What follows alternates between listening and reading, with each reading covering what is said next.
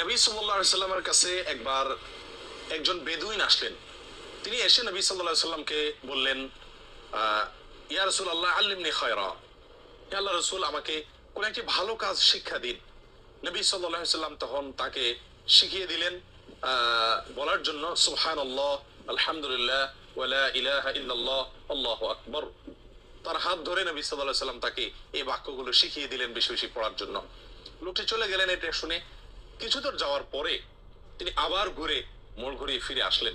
নবী সাল্লাল্লাহু আলাইহি সাল্লাম তখন মুচকি হেসে বললেন, তাফাক্কারাল বাইস, অর্থাৎ বেচারা কি যেন চিন্তা করছে, কি ভেবে যেন আবার ফিরে আসছে।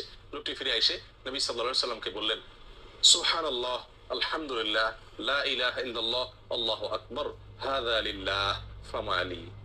অর্থাৎ আপনি যে বাক্যগুলো আমাকে শেখালেন, এই যে সুবহানাল্লাহ, আলহামদুলিল্লাহ, লা ইলাহা ইল্লাল্লাহ, আল্লাহু আকবার, এই বাক্যগুলো তো আল্লাহর জন্য,